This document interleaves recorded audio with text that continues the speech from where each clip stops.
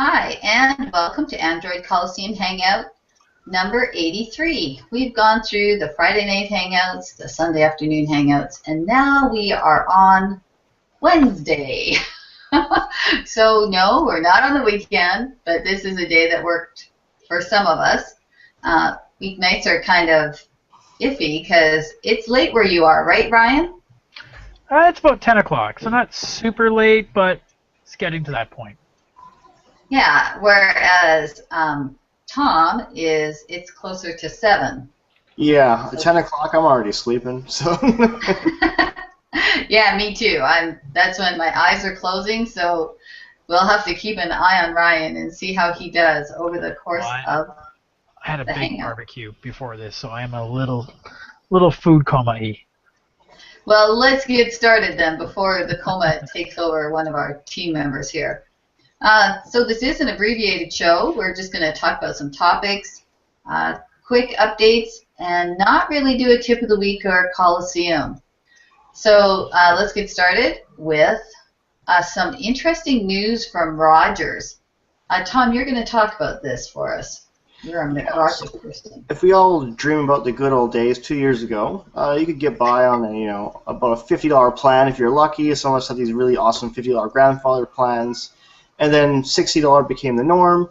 Well, now it's going to be $80. And what Rogers has done, starting yesterday, basically they want you to have a share everything plan in order to qualify for a hardware upgrade at a subsidized price. To dumb that down a bit, you want a free phone, you're going to have one of their share everything plans, and their share everything plans start at $80.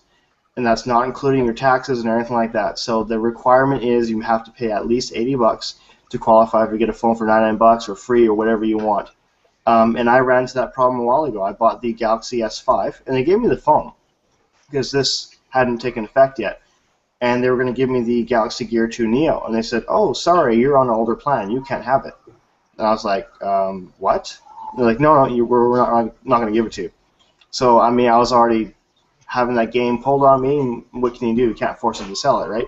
So because Rogers is the first player to really do this, and they're a key player, you can kind of expect the other carriers will soon follow these steps as well and start kind of strangling you for some more cash. So I'll let some of the other guys chime in on this and give their thoughts.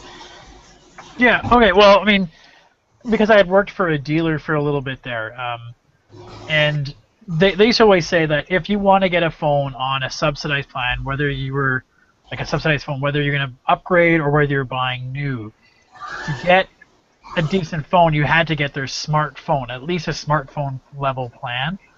And they started at $60 a month, which was like their spring promotion, summer promotion time. So after that promotion, it's probably about an $80 phone. Like if you walked into a Rogers store now and you wanted to buy the S5, what's the minimum plan you can get to get it on as a subsidized phone? Like, isn't it an $80 plan?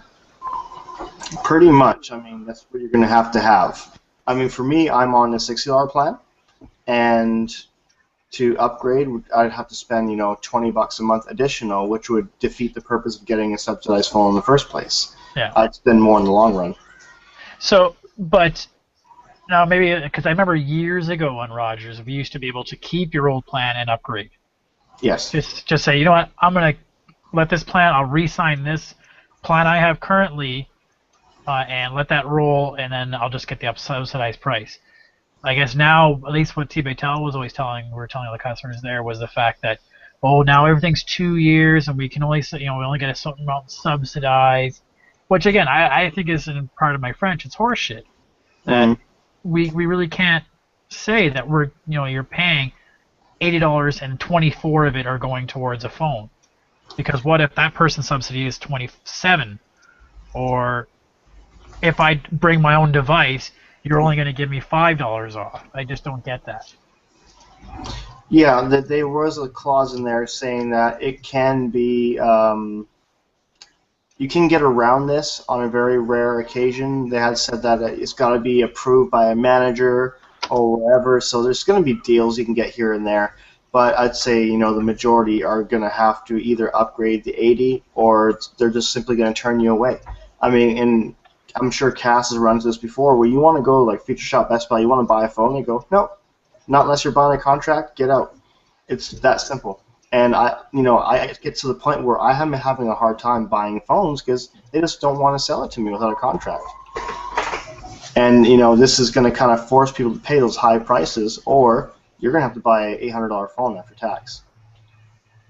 Well, I have bought phones outright before, and they still get you when you go in. They say, "Oh, well, you still have to pay out," and it's like, I bought that phone outright. So it'll be interesting. I have to say too, until this 2-year contract thing came out, there wasn't a lot to choose from between plans. Like you would look and you'd say, "Oh, okay. Well, no, I'm not really going to save any money." But now I have a plan that is, I think it's $55, and I get 1 gig of RAM. And if I wanted that now, I would have to pay at least $65, and that's without getting a new phone. So that's just ridiculous. Yeah, there's a lot more math that has to go into place nowadays. I mean, a lot of people just look at it and say, "Oh, okay, well this, but I'm getting the free phone. I'm saving a lot." Yeah. But like as Tom says, you have to look at paying an extra $20 to $40 a month for the average person over a 2-year contract. 48 times that times 20. That doesn't even add up. That's like 20. Like even if it's $20 a month extra that you're paying for 24 months, that's $480 that you're paying extra for a plan. And how much are they subsidizing your phone? On top of that. Right? See, and I think I have to agree with you, Ryan, with what you've written in the thing. Like, after hearing how much Sylvain pays for his device, like, really, when we're done with our contract, it's going to be very attractive to go to pay-as-you-go. Because for us, we don't, unlimited, if you want to start with an unlimited text plan, that's great. I love having unlimited text. I know a lot of people like blah, blah, blah, blah, but I like unlimited text.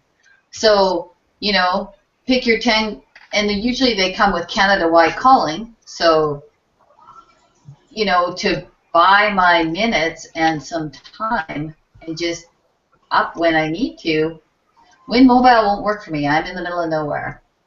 Yeah, I was more doing too, like Ryan's little comments in our private chat here. People being transparent. Win Mobile, April's on, pays $45 a month, unlimited everything, Canada-wide. I mean, with Rogers charging $80, people like Win Mobile start looking a lot more attractive if you live in the central city areas. Well, all those other things like Kudu and Virgin Mobile as well. They all look more attractive. Well, I like the idea of being very transparent, of saying exactly, okay, your plan is $40 a month, but it's $65 because $25 is being used as a tab for your phone or whatever it is. I really have a hard time when you look at any bill and they say, okay, here's our $80 plan. Now, your phone was $700, so technically $27 of that is to subsidize your phone. So you're saying that once my plan is over, then I should only be paying $53? Well, and not only that, but if you buy a phone outright and bring it, they don't give you a discount. They'll only give you an $8 discount versus, the fact that a subsidy is $27.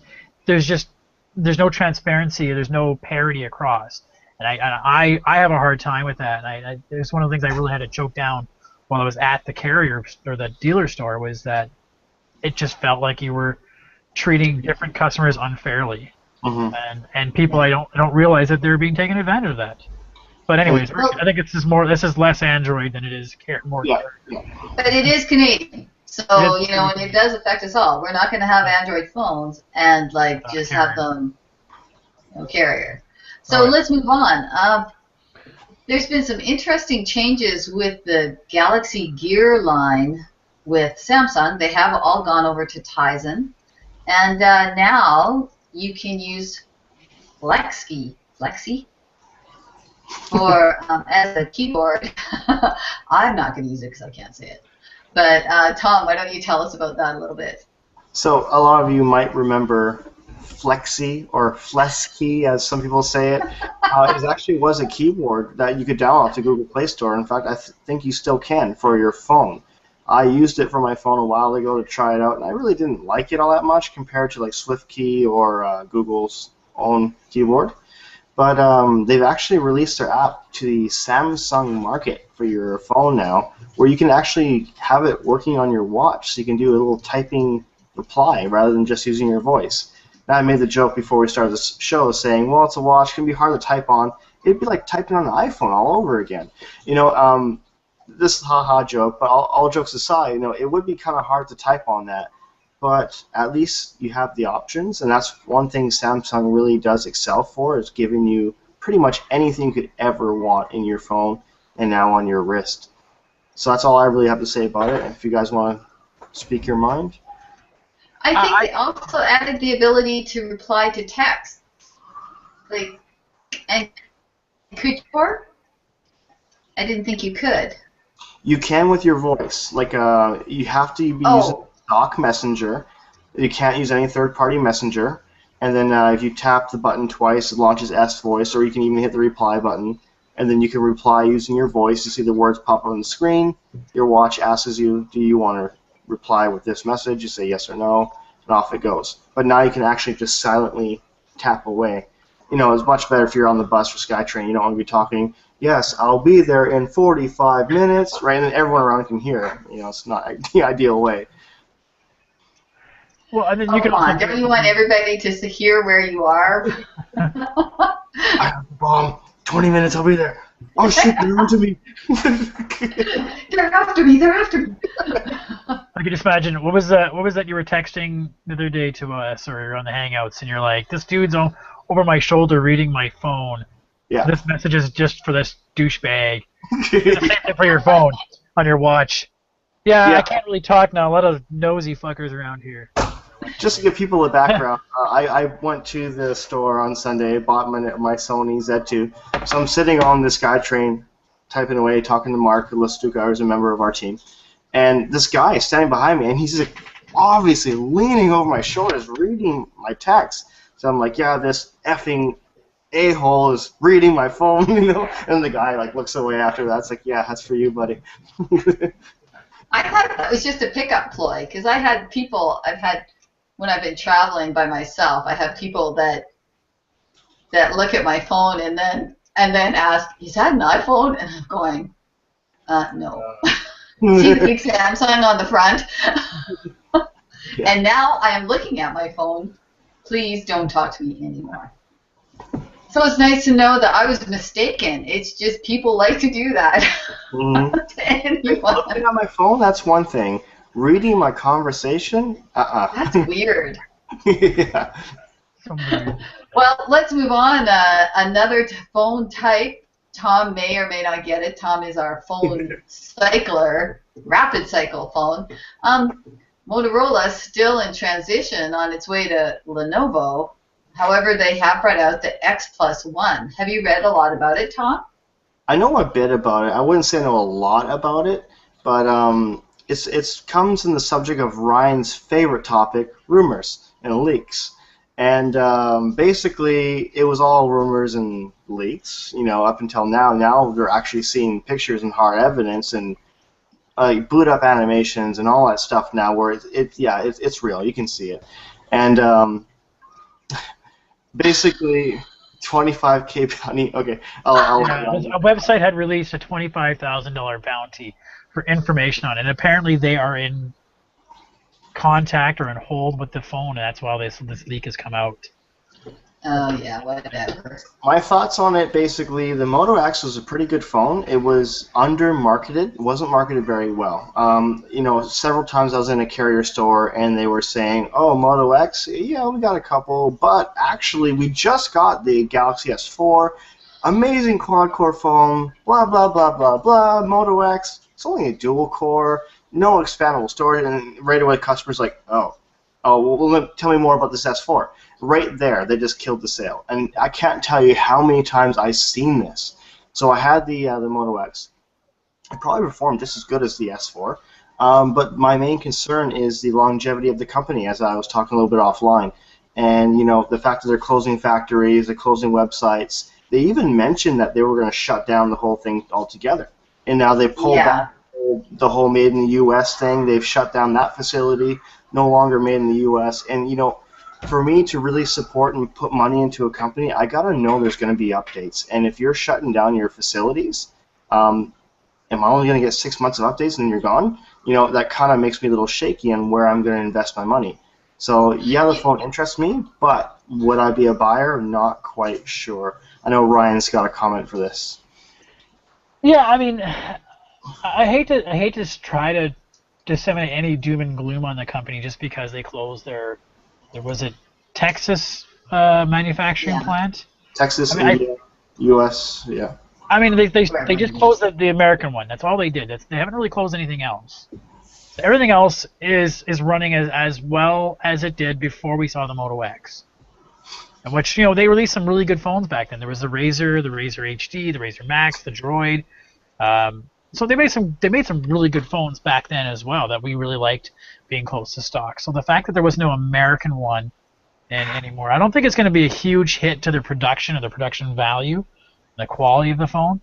But I really think that they can hopefully, with the savings they might have on that, is put it back into some marketing, because there really was at the store I was at, there was no mention of a Moto X because there was no demo unit. Mm-hmm. Nobody had touched one. So, and I would sit there and talk, hey, well, guys, the Moto X is free on contract, and you don't have to go to the Smart Plan. You can go on a smartphone light plan. And and you could tell they just didn't know enough about it, so they didn't bother with it. It's an easier sell to go with the ones. Everybody knows an iPhone. Everybody knows the Galaxy S4. Mm-hmm. And I think the Moto X really needs to have some marketing campaign for being a way to tell people about their device more often, and I think it will help. Cass, you had a comment for this? Yeah, just that, just because they're not making hardware anymore doesn't mean they won't update the phone. I mean, software is a different division, and if they've already got the hardware, then it may not be that hard to adjust for updates. I mean, they have been very quick with their updates, so it would seem that their version of Android is very much like the Google experience. So, I don't know that being afraid of not getting updates is a legitimate reason for not deciding to try out this phone. So, just so that we don't shoot them before they're... No, I'm not trying to shoot them down, but what I'm saying is when in a world full of competition... hesitant. And you're closing a factory and closing websites, I got to go with who I feel is going to be the strongest. And, that, doing stuff like that is not making me confident as a consumer. Yeah, and I have to agree. Then again, Tom, even if they were going to go in 6 months, you'd have bought 2 other phones at that time anyway. Probably. Yeah, come on. I can't wait to see how long this experience. Hey, for the record, it's like 4 or 5 this year. Oh. Well, let's move away from phones and talk a little bit about wearables. The Moto 360 is something that got a lot of buzz, speaking of Motorola. Ryan, do you want to talk about that? Yeah, so wearables are awesome, and I can't stress enough. I think this is the year we're going to be looking at wearables. There's so many out there. And this is the year we're going to see, potentially at Google I/O the next couple of days here, that we're going to be talking about Android Wear, the SDK, and how that's going to integrate with everything. I'm so jealous of those who can go to I/O and get a free... They're going to get a free G-Watch if you go to I/O. So jealous. Watch? The LG G-Watch. So you're going to get one for free. But in the meantime, the Moto 360, this is the... I think everybody looked at this watch and went, that's the kind of wearable I want, because it's round. It looks like a watch. So they had a contest a little recently about help us design the face and the look of the Moto 360 or some sort of theme or widget or whatever it is, and you can potentially win one. So they've come up with the top 10 recently. So let's see. I think it's this screen I want to share. So they've released here we are, the top 10 views of what the watch should look like. And so now the community gets to vote on it, and the winner is going to win whatever. I think it was the watch that So that's one. There's another nice, cool design. I am no way whatsoever creative enough to design anything like these. So. But aren't those just going to be like screens? Yeah, these are just going to be the clock face screens, right? So these are, I mean, you could still have a widget that shows calendar. This is just, I guess, the main launcher widget of the device. So these So are we could have all of them. I guess. Ryan, you could win this contest right now, and you should render one and make the watch an ingress viewfinder. You can always see a portal local to where you are just by looking at your watch. That you Just would have win. one. That would be cool. Yeah. I'm not in any way whatsoever. I kind of like this one. I like that idea of the time. Anyways, I'm not creative enough. But these are some really cool designs. People did a really good job. So you can take a look at Motorola Mobility's website, Google Plus page. You can actually start to go cast your votes on which ones you like, and the winner can be announced. So that is the Moto 360. I'm really toying between it and the G Watch still. I like the idea of both, but that picture we saw of Joshua Toplowski wearing the 360 showed it looked kind of big to me, so I'm kind of might be leaning back towards the G Watch. I don't know. Yes, I have to admit that I really like my Gear Fit. It is what I want. I don't want to watch, so but that's just me. Yeah. And speaking of that, I don't know. Something has happened with Nike. They actually are now supporting their Fuel Band on Android. They've always had a strong partnership with Apple, and there was no way they were going to be supporting Android. So whether or not this is the new era of Google and Apple actually working together against silly patents, or Tim Cook had a small something happen. It's interesting. I remembered reading it, and then I just looked, and it is available to the Play Store for me, and I'm in Canada, so if you have thought about getting a Nike Fuel Band, get one fast, because I do think they are getting out of the hardware business, so maybe you can get them on sale. But they have some interesting things that go along with it, because they have that foot. Don't they have that runner insert as well? Yeah, it started off with the iPhone called the iNike, and you could put it into your sneaker. So, if you're a really big Nike fan and you're looking at this, there's a ton of, whether you decide you want a smartwatch or a fitness tracker, there's certainly going to be a lot of options, and I'm really looking forward to seeing how that Google Wear brings everything together. So moving on, we had a poll about taking pictures with your smartphone. Most people do use that for their main picture taker. So Ryan was really interested to see how big we make our pictures. So Ryan, what did you find out from the poll? Yeah, I mean, this comes out from the last couple of phones I've reviewed that are in the upper, like 16 megapixels, 20 megapixels. When you really start playing around, you don't really notice this on the smaller phones, is that if you change that aspect ratio, you change the number of megapixels you can shoot with, which kind of makes sense. And so I had the question, and Sylvain, I got to give the tip of the hat to Sylvain on this, was mentioned that he's now shooting primarily in 16:9 because he only really views his pictures on his TV.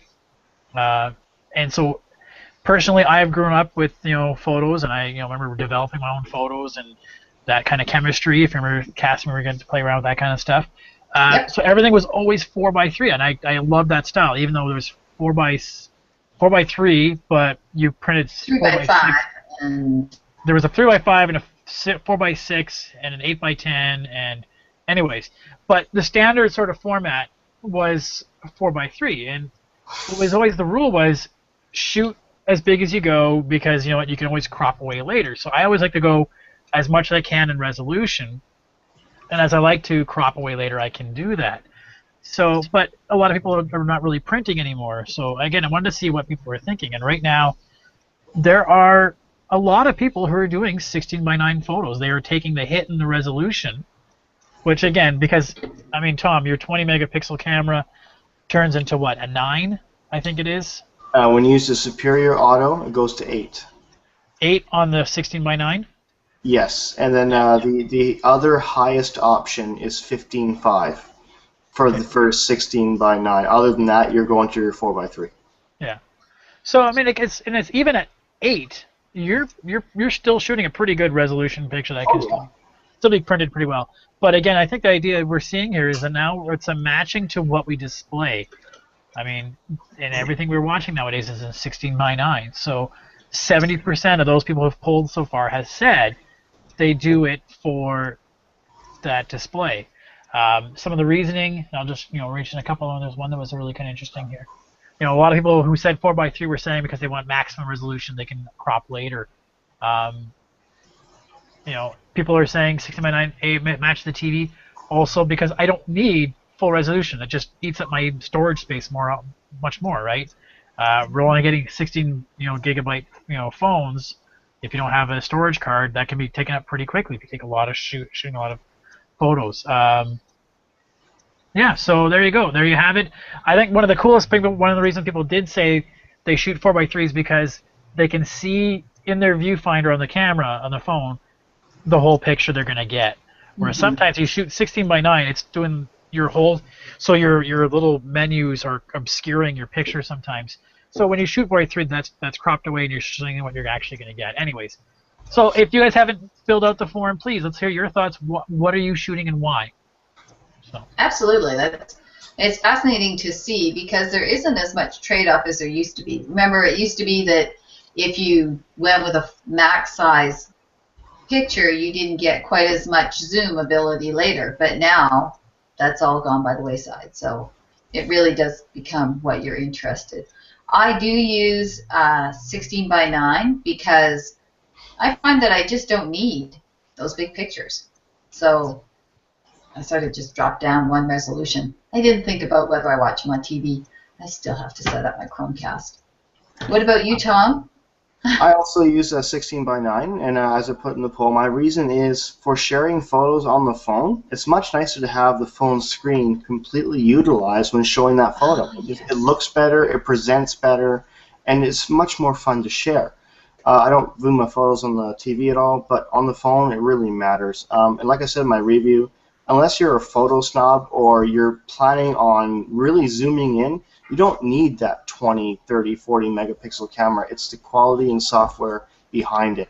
And of course, Ryan has the final say on this matter. And our photo snob, what do you say?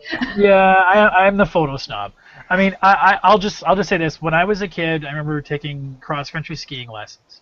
And when we went to go cross-country skiing, you'd always debate about what are you going to wear when you go cross-country skiing. And my instructor at the time gave me a piece of advice that stuck with me always. He says it's always best to take more with you, so you have it, because you can always take off the extra layer of shirts. You can always get rid of that extra, scarf or something like that. But when you take a picture and you don't get that extra resolution and you wanted it later, you're going to kick yourself. That's just me, photo snob. And that's just my lines of thoughts. Anyways, we'll move on. And you know what? If that works, the thing with that is I just found that I didn't need to have files that large. That was a big thing for me. Yeah. And, it doesn't matter. I have a huge SD card in my phone, so I could take as long as I want. I'll take as big pictures as I want. We are going to move into some Samsung-y news. So if you really hate Samsung, you can just watch and go la la la la la la until we stop talking about it. The first thing we're going to talk about is the Tab S. They did announce that. I actually watched the announcement. It was very dramatic. And they have some really neat features on it. I have to admit, I'm kind of choked because I did rush out and get the the Tab Pro because I wanted that resolution. Had I realized they were going to bring AMOLED out with the same resolution, I think I would have waited, because I really notice going back and forth between my phone and my tablet, it's very washed out looking, my tablet. And also, when I was in the Cooks this spring and I was reading on the beach, there was a lot of glare. I was at max, and it was really hard to see. So if you want to use your tablet outside, if you want that higher resolution, it's it's out there, and it would seem that Samsung is sort of abandoning the 7-inch space, because I believe this is the second higher-end tablet that they've brought out that they have not brought out a 7-inch. They've brought an 8.4 and a 10.1. So, if you want that 7-inch, it's going to be, you're going to have to go to the tab line or get a Nook, because I think they did a partnership with Barnes & Noble. And as Ryan's saying, this could be just that now the phablet is so close to that 7-inch that they don't see any reason to enter that space anymore. One thing Note 4 will fill it. Pardon me? So maybe Samsung's Note 4 will fill that 7-inch. Yeah, that's going to be pretty close to 6 inches. I think it's saying 5.7 now. Yes. More rumors, more. Same as a Note 3. But one thing I think you didn't mention, which I thought was really kind of interesting with the Tab S, was there's a lot of freebies. But I just posted about it today for the Canadian launch. They talked about how many freebies. There's 30 different freebies on the Tab S. Like 6 months free of this app, 2 months free of the Globe and Mail. You get, I think it was, what was it, one of the Fruit Ninja or Cut the Rope 2, and a bunch, $6 of the in-app purchases. Mm-hmm. So you got a lot of freebie stuff with it too, which I think was pretty good. When you add it all up, if you're going to use that, that's a pretty good device. I mean, I might recommend that to my mom or something. Well, you could recommend her buying my used device. And then you could buy the new one. Yeah, but I think this time I'm actually going to hold back and wait until Future Shop has a long weekend sale, maybe in September or something. Yeah, you are the Tom. You're the Tom in tablets. I am the Tom of tablets. So, speaking of Tom, you're going to talk about another Samsung product. Take it away. Yes, so this is going to be a really, really quick follow-up to what Cass was pretty much just talking about. Being let down by, tablets and Tablet S and Pros and Notes, and, them releasing so many in succession that when you think you got the tablet you're really happy with, 2 months later, oh, here comes another better one. You went, ah. Now, we're talking about phones, a little more there to grab onto, and the reason why is you're signing contracts for these. So the Galaxy S5 just came out like a month or two ago, as we know, here in Canada, and a bunch of us got them. And now we heard rumors about them saying, oh, well, there's a Galaxy S Prime coming. And we're going, what? So now we start seeing that there's a Galaxy S LTE-A going to Korea, now sporting the 805 processor, 3 gigs of RAM instead of 2, which was really hard to work with when I had my Galaxy S5. Just wasn't enough. You kept running out of RAM, kept bogging down, getting slow and switching apps. It was just not a good experience. So now Korea's got proof of concept. Yeah, we're getting this phone. They even said that, oh, by the way, this is not the Prime. This is the LTE. There's still another one coming. Probably for the rest of the world, it might be an international model. We might see it here in Canada. But for all the people who like to stay ahead of the game and have the flagship, here's the Galaxy S5 flagship. Everyone runs out, signs a contract, gets this phone.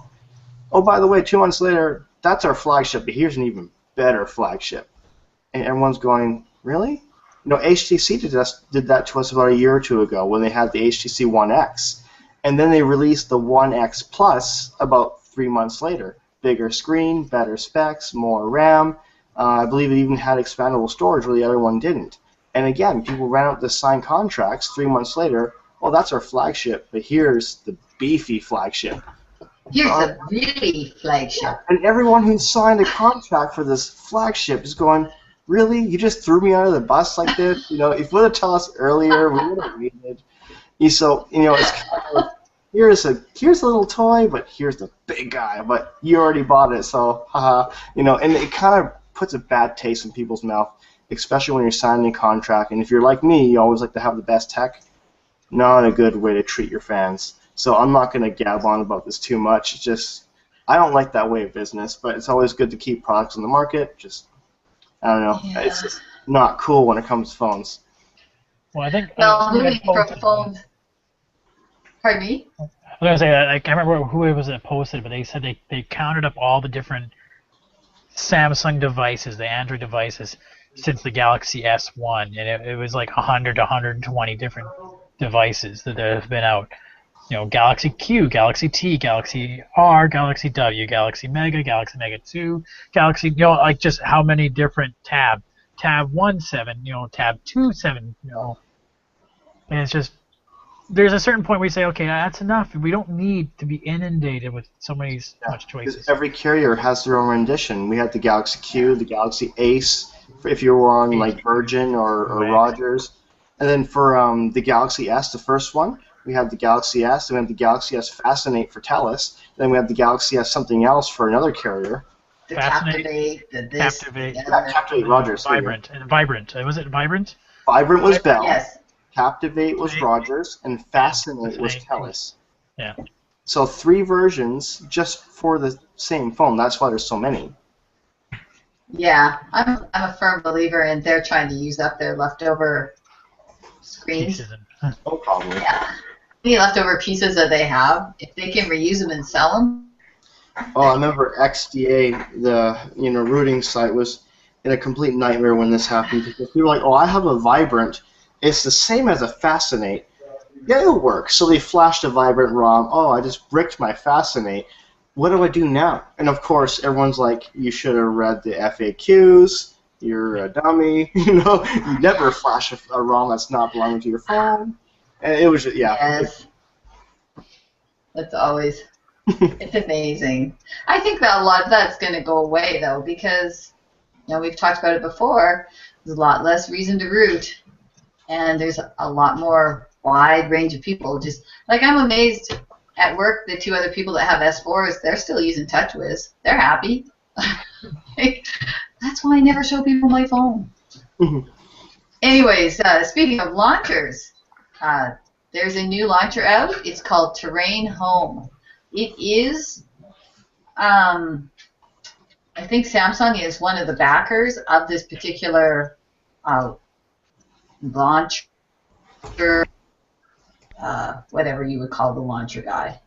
Anyways, they are one of the backers, and I have not installed it on my phone because I really like my Glovebox Nova combination that I have right now. But it does look a lot like the Samsung home launcher for the Tab Pro, where you've got your active screen, you have your magazine view on the next screen over. So it'll be interesting to see how that plays. Yes, and that's what they're saying. It is a lot like AV8. So it'll be interesting to see how that plays out. Because I really like the idea. I just didn't like that you only had certain apps, widgets that worked with it. And Samsung has tried this before, and maybe they'll be a little more successful. Things come and things go. People only remember either the huge failures or the bitter successes. I remember with the Galaxy S2, Samsung tried their hand at another launcher other than TouchWiz called Seabreeze, and it was a really close rendition of the AV8 that we know today. They had personalized tabs, not quite as intricate as we see now, but they tried, and it bombed so bad. If you actually Google Samsung Seabreeze, you can start seeing the launcher and videos and stuff that we once had. Well, and that's interesting because sometimes it takes a while for people to get used to ideas and for ideas to catch. So they may just have been ahead of their time with that style of launcher. And maybe there wasn't enough resources in our devices to run those kind of launchers smoothly and to collect the data that you need to make them really useful. So that covers our main topics. We're going to sprint through reviews. Tom, take it away. Just basically, I wrote a review on my Z2. with Sony's phone, obviously. So that's up and running. If you haven't checked it out, please check it out. Leave comments, ask questions. You want to get a little impersonal with it, catch me on Google Plus. I've been posting photo samples and all that good stuff. Review on the Sony Z2 magnetic dock coming very soon, so keep your eyes open for that. Yay! I live vicariously through your devices, Tom. I'm just too lazy to change. Mark comes over for playtime so he can check out the devices. At least you guys both have kids, so you can't have little Oddly kids enough, when playing. he comes over, it's without his kids. We have game night. He likes your child better. I did not say that. Well, let's hope Mark doesn't watch this show. Yeah, he likes your device. That's what he likes. Okay, so updates of the week. Oh, I said okay. Apparently that launched. All you have to do is say okay, and sometimes Nova Launcher will launch. That Google search. Anyways. And in more Samsung news, for those who really hate it, they are updating the Note 2, S3, S4 Mini to KitKat. So all of you people that say, I hate Samsung because they never update their devices, I guess they heard you and decided to update your device. Well, everyone that has a Note 2, S3, and S4 Mini have probably already given up on getting updates and have already rooted, so they will not get the update because they are rooted. That's hard to tell. You have to be on the spot to get that. There's a phenomenal number of people that don't update their dogs fighting. Yeah, that's awesome. Dogs fighting behind me. Well, And I think they're playing with a pop bottle or something because it's going. For people watching at home, Cass put her tablet on that chair back there, and her dogs are trying to destroy it because they're not fans of Samsung either. So that's what's going on. No, they're just trying to help me get a new tablet. That's all. Bite it, break it, break it, break it. They're playing Fruit Ninja. Go, go, go, go, go. Yeah. Well, I think that's about it for our show today. Unless you guys have something you really, like a game you really want to recommend or something, let's wrap it up. Not at the moment. I don't think I'm good. Keep it short. Okay, well, I guess that's it. Thanks for joining us. I hope you enjoyed it. I've missed talking to you guys, so I was glad we got together again. And see you next time we decide to hang out. We'll let you know when that is. Yeah, watch Google Plus for the official announcement when our next hangout will be. So until then, thanks for joining us here at the Coliseum. Yes, have a great evening.